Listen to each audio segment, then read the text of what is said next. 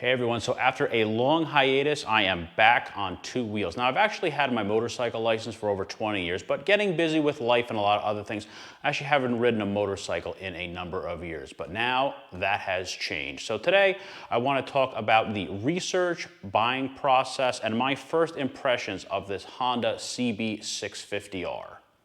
Now, something I really haven't talked about on this channel before is I've actually had my motorcycle license for a very long time, and for a while I was riding a Harley-Davidson Sportster 1200 Custom that basically was my first bike that I learned how to ride on. Now, getting busy with life and a lot of other things, I hadn't been on a motorcycle for a few years. I did some advanced rider courses, but it had been a while since I've been on a bike. Now, my father also rides a motorcycle, and he had a Honda Rally 300, basically one of those dual-purpose, dual-sport bikes.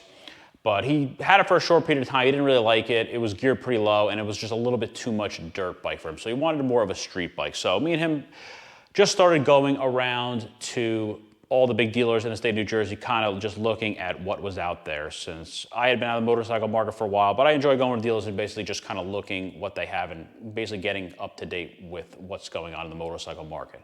So he wanted something Japanese, something four-cylinder, which is getting harder to get now because a lot of the emissions in Europe and the United States are kind of starting to get rid of a lot of these four-cylinder motorcycles, and a lot of them are being replaced with parallel twins. You're seeing that with a lot of Yamahas, a lot of Hondas, and some other bikes. So he originally was looking for this motorcycle, Honda CB650R. So Honda probably has the best inventory locator of the big four, and we did a 500-mile radius search. There was not one available, a 500-mile radius search. They have a new version of this in Europe that has the E-clutch on it. A couple cosmetic things, but the big change is the E-clutch. And they didn't import them for 2024 to the United States. So basically what was left over was basically what was here. There were some trickling in because some of the Honda dealers mentioned that Honda hasn't really recovered with their manufacturing from all the interruptions. So a few were kind of trickling in here and there, but there basically were almost none left in the United States. So we started looking at some other brands like Yamaha. He really likes the Yamaha triple engine in their MT-09. And he likes the MT-09 because they made a bunch of changes for 2024. So he had looked at some Suzukis and Kawasaki's, but he was mainly gravitating towards Honda and Yamaha for that. So this basically was kind of out at that point since there were basically none available that we could find. And he started looking at, like I said, the MT-09. So he settled on an MT-09. It's a good sized motorcycle. It's sort of a mid-sized motorcycle. It's not big like the MT-10 is, but it's not kind of small like the MT-07 is. So I think, and a lot of people seem to agree that the MT-09 is a good sort of middleweight. It's not crazy powerful. It's not too physically large or heavy of a motorcycle, but it's kind of in that sweet spot where it's not underpowered at all, but good power. Not too expensive of a motorcycle, so he kind of gravitated towards that. So that's what he settled on, and after looking at it some more, he decided to pay a little extra money for the MT-09 SP, which is basically the same motorcycle in a nicer spec. Better brake suspension, some cosmetic upgrades, a little bit more money, but a nicer motorcycle. The problem is the MT-09's got redesigned for 2024, and they hadn't come into the United States yet. And the SPs are made in even fewer numbers and are even harder to get. Now, by the time he kind of settled on that, there was basically every dealer already had a deposit down for one, and he was basically going to be number two. We settled on a dealer in North Jersey that has a really, really good reputation. He was number two in line, so we knew it was going to be a little bit of a wait. Well, while I was going around with him, I was also looking around at a lot of the stuff, and I was thinking, you know what, maybe it's time for me to get back on a bike. I've been off a bike for a few years.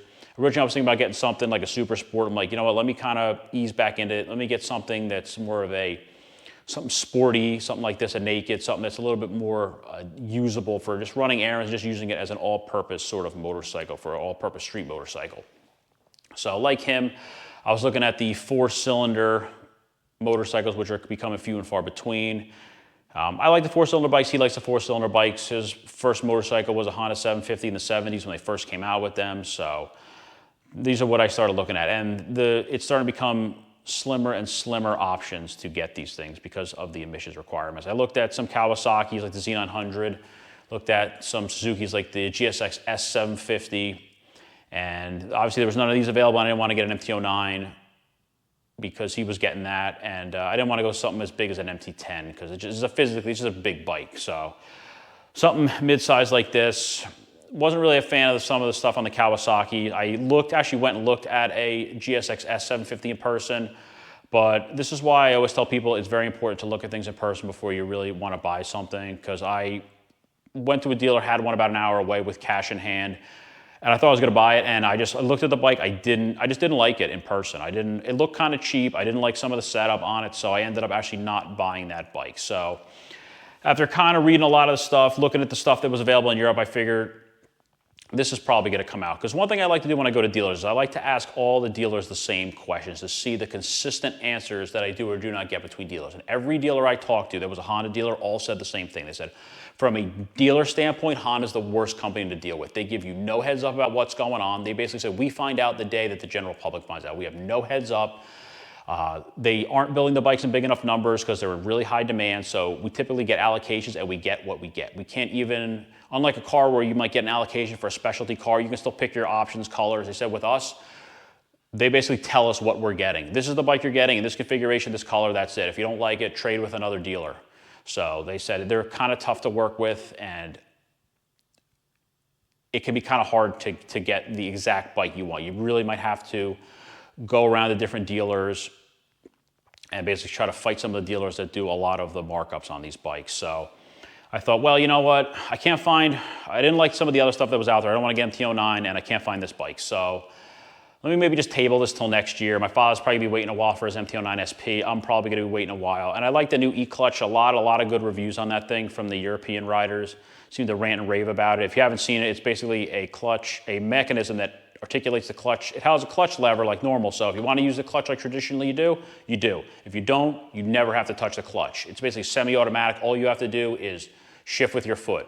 It will bring the clutch in and out, starting and stopping, and it's basically a next generation sort of quick shifter. So you never have to use the shift, you never have to touch the clutch to stop or start unless you want to. It's completely up to you. So it seems like a good thing, and I don't think I've heard one bad thing from any of the European motorcycle people that do reviews. So I'm like, you know what, maybe we table this till next year when my father's probably gonna get his motorcycle too, because I had also reached out to dealers all over the East Coast, and every one of them ones I talked to that had one listed online, sold out. I just haven't taken the listing off yet. So, all right. So a couple weeks went by. I actually got contacted from a dealer in Indiana about this bike that Richie had told me it was sold. He said the guy backed out of it. I'm like, okay. So it was like a Saturday, and I'm like thinking about it. I'm like, well, the new one's probably coming out. We're halfway through the riding season. It's probably coming next year. So maybe I should just wait. It might be a little bit of a wait, but I can wait till next year. This isn't a huge deal, and I'm probably going to want to get that E-Clutch. So I basically kind of told them, let me kind of hold off on it for now. Well, I thought about it more that Saturday. I thought about Sunday when they were closed. I'm like, you know what?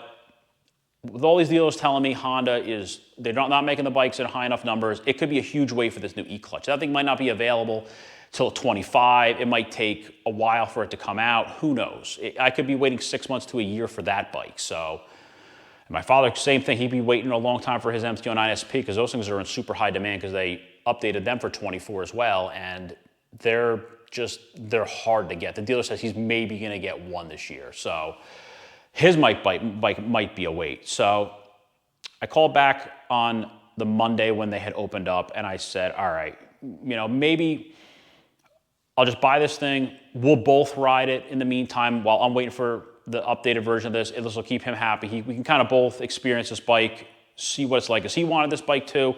We'll both play with it, enjoy it for maybe 6 months, a year, give or take. Because I'm going to keep it in really good shape. I'm not going to modify it. It's be stored in this nice climate control garage. They're in super high demand. Resale on this thing will not be hard. So I'll get this thing. We'll both play with it. We'll go from there. It's only a $10,000 motorcycle. It's not a huge investment. No big deal. So I call the guy, I'm like, look, I really don't want to drive out to Indiana. Do you guys ship? He goes, yes. We don't actually do the shipping ourselves. We have a company we recommend. So cool. Send me pictures of the bike. Send me the official paperwork, out the door price, everything. Because I want pictures because I'm going to buy this thing sight unseen. I don't want to hear if this thing shows up with damage that the shipper and the dealer pointing fingers at each other. I got to make sure I'm doing a sight unseen deal. I want pictures all around the bike, the mileage, everything. And I want the outdoor price in writing. Cool. In the meantime, I called the shipping company. $600 send this thing from Indiana to New Jersey. I was like, that's fine. It's going to cost me $300-400 to drive there with gas, fuel, and tolls. So I really don't want to do that 10-hour trip out there, so I can live with $600. They pick it up within 2 weeks. Perfect. Let's do that. I'm waiting for the email. Checking my junk folder. Nothing. It was like middle of the day when I'd call them. Next day I call back. Hey, dude, I'm still waiting for that email. He goes, we sold the bike. What do you mean you sold the bike? You told me I was the #1 guy in line. No one else had put a deposit on it. No one else had called back to be interested. I was back to being the #1 guy in line. What are you talking about? Well, we sent you the email. Did you get it? No. He reads the email back. It's the wrong email address. I'm like, well, that's not my email, dude. That's why I didn't get it. So somebody came in late that day and bought it. And I was technically the first person in line, but you didn't think to call me and say, hey, we have another guy interested. I need a yes or no answer. And we would have figured out that you sent it to the wrong email address. So that deal fell through. Spoke to the general manager and wasn't happy about that. And they got a nice review for how they handled that situation. So that deal fell through. I was a little unhappy because I was buying this not only for myself, but for my father as well, because I wanted to get him on something to ride to keep him happy. And that didn't work out. Not a single one of these left in the country I could find. I was all over Cycle Trader and all the big websites that sell these things. Not one available. So I was like, well, I guess this is going to get tabled till next year anyway. So, well, it is what it is. Week or two goes by. One of these pops up on Cycle Trader at a dealer in Tennessee. I'm like, okay, let's put a phone call into them. Mountain Motorsports, Greenville, Honda. The Mountain Motorsports motor group. So read some reviews. They had good reviews. Called the guy like right before they closed. I saw it. It was probably about 15 minutes before they closed. I said, look, what's the deal with this thing? He's like, you're the 5th person to call today. I got it in yesterday. What do you want to do? I'm like, well, you want to ship it to me? I don't want to come drive out there and get this thing. He goes, we're not allowed to ship it. I'm like, what do you mean you're not allowed to ship it? I've talked to like 6 or 8 Honda dealers, and every one of them says they ship bikes.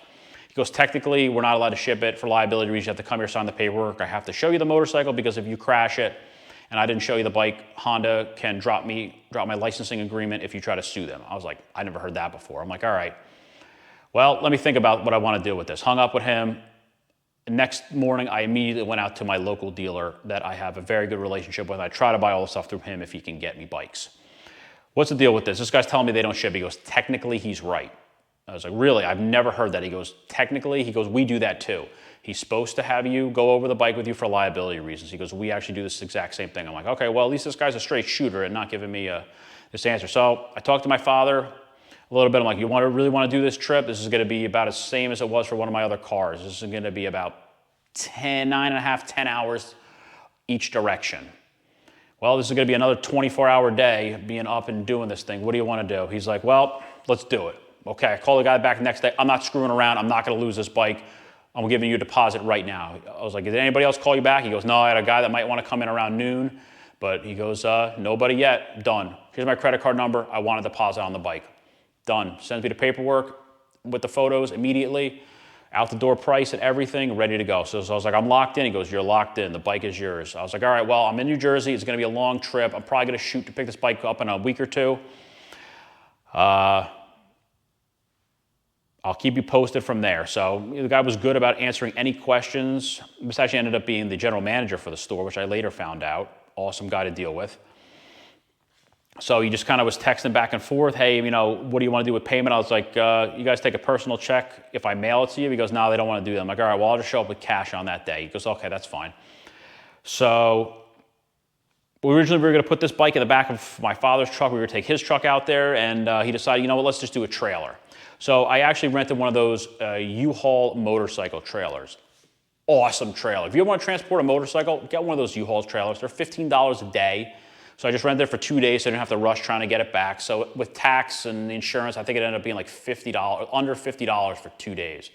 So awesome. And I was inspecting the trailer before I picked it up. Great shape, very well-built trailer. I didn't notice, but the guy told me that U-Haul does not resell trailers the way some places will resell old, used rental equipment. He says they never resell them, so they just basically destroy them and make new ones. But man, that was a really nice, overbuilt, well put together trailer. That's a recommendation I'll give to anybody who ever wants to transport a motorcycle. Rent one of those U-Haul trailers if you don't have another option. Awesome idea. So we rented that, and we did the drive out to Tennessee. About a little over 10 hours to get there with a little bit of traffic. We actually left around midnight, and we arrived a little before 10 a.m. the following morning. So I had good communication with him. he basically, a week before I came to pick it up, he just said, hey, you know when you're coming to pick it up? I said, I'm shooting for this week. I'll kind of keep you posted depending on how my work schedule falls and everything, and trying to get the timing right on this, no problem. I actually texted him back on a Sunday, and I didn't expect him to get back to me because they were closed. And he answered me, so good for him. What a great place that was to deal with. Very on top of things, and he knew I was coming from far away. So I told him I'm going to shoot for about 10 a.m. on this day. So he wanted to make sure the bike was ready, prepped, fully ready to go, full tank of fuel, outside in their yard waiting to get picked up. And we did a 10-hour drive, long drive there, only fuel stops. And got there just before 10 o'clock in the morning. The bike was, as he said, ready to go. He just had to finalize writing out the paperwork. I was in the dealer for about 15 minutes. Signed the paperwork, pay cash, counted out. He asked if I need help loading it, just me and my father. So with the trailer, with the ramp built into it, it was very easy. Didn't even really need any assistance. We were very carefully, made sure we locked this thing down. We followed a lot of big motorcycle YouTubers about recommendations for anchoring it, making sure you're not preloading the suspension, anchor it under the suspension so there's no flex in it. I know a lot of people like to preload the suspension, but we did it a different way, and this thing was rock solid on that trailer. It didn't budge. We sort of did the little, you kind of drive it a short distance and then recheck the straps, and this thing didn't move an inch. This thing was rock solid. Even hitting bumps on the way back, this thing didn't budge an inch. So, a good trailer, well anchored, and it was pretty simple. And that was buying it from, that was Greenville Honda in Tennessee, part of Mountain Motorsports. Fantastic to deal with. No games, no runaround, no changes, very good pricing. It was straightforward. I didn't pay tax because he's gonna send me the MSO. I'm just gonna register it at my local DMV. So it was no excess fees, just a couple basic dealer fees. So they were great to deal with. Greenville Honda was fantastic. So thank you guys. You were a pleasure to deal with. No BS. You knew I was doing a far trip and you had everything ready for me. So thank you guys. You were fantastic to deal with those guys. So we, same thing on the way back, just no BS. We did one quick sit down and eat real briefly, and then just fuel stops, and that was it. So it was about a little over 1,200 mile overall round trip. Bike did well. Fortunately, we didn't hit too much traffic. The trailer was fantastic. So it was a long drive. I didn't want to do it, but we got it over with. And I think in the end, it was well worth that full day on the highway, driving all the way from central New Jersey into Tennessee down Route 81. So now that I have the bike, my initial impressions after getting it. So I'm glad I got this thing. This is a really nice motorcycle. Everybody rants and raves about this thing. It's a nice looking bike. It's Honda reliability, Honda build quality, and it's just so well nicely put together. It's not a very complex bike. It's pretty simple. A lot of mechanical systems. It's basically got traction control and ABS. That's pretty much it. It doesn't have like the 6-axis that a lot of modern bikes come with, but a good, honest, simple, well put together motorcycle that I'm sure is very, very reliable. So I've just kind of been putting around on this thing because, like I said, I didn't want to get something super crazy to get back on a motorcycle with. So I let my father drive a little bit. He loves this bike. It's just a beautiful looking bike. It's really smooth. He likes the 4-cylinder, and I like it too. It's well put together. Being it's a 649cc engine with 4 cylinders, it's geared more towards horsepower than torque. So it's not going to have the low end torque that a parallel twin's going to have, but it's got good mid to high range power. I really haven't gotten to the RPMs yet. I'm still breaking it in. I like to do gentle break-ins. I'm not one of those people that likes to do really hard break-ins. So at about 500 miles, I'll probably change the oil. But you can definitely feel it's going to have mid to top end power. I think this thing's rated at 94 horsepower, something like that. So this is by no means a slow motorcycle, but down low, it's very subtle. And then I can feel once you're getting up to the mid range, it really starts to want to pick up. So wait till I break it in before I really go into the RPMs. But I think it's 440 pounds, something like that. So it's a good sized motorcycle. It's not huge. It's not over powerful, but it's a good, sporty, very flickable motorcycle that is it seems to just be a nice motorcycle to drive around. That's what I want. Something I can it's not a fire-breathing monster. I can go to the store, run errands, maybe take it to work, go to different places, meet up with people, and it's comfortable to ride. I can still I don't have to wear like a racing suit when you ride this thing. So I got some motorcycle gear I'll probably cover in another video. I'm trying to get out of riding in street clothes. I want to make sure I'm riding, dressed for the crash, as many people say, riding more appropriate riding gear, but it's very comfortable. It's pretty upright. You're a little bit bent over, but overall, it's a very comfortable bike to ride. Brakes are very good. It turns very nicely. It seems pretty nimble. I like this motorcycle, and I like it a lot. And that's why I was kind of holding off possibly to get the E-Clutch model, because with all the people ranting and raving about this, but wanted something for myself that me and my father can both ride, and I'm going to keep him happy on this thing for a while he waits for his bike as well. And in a particular fit of irony, the day I got back with this thing, Honda announced they are bringing the new one to the United States. So I talked to the local dealer, and I said, look, you want a deposit for that? Because I want to buy that bike as well. He knows I bought this thing. He said, just wait till I get my allocations. I don't like I'm not one of those people that takes deposits and just tells you everything you want to hear. Let me make sure I'm getting an allocation, and then I will take your deposit. That's why I like that guy. He is very straight shooter. There's not a lot of really good dealers that are like that, unfortunately. But so I'm going to ride this thing around for now. Me and my father are both going to ride. The days I'm working, I just let him ride this thing. Let us both enjoy this thing, take good care of it. And if my bike comes in first, the E-Clutch bike, which probably is going to come more towards the end of the year, depending on when they start rolling, and they don't really tell the dealers much. I'm going to let my father ride this thing till his MT-09 SP comes in.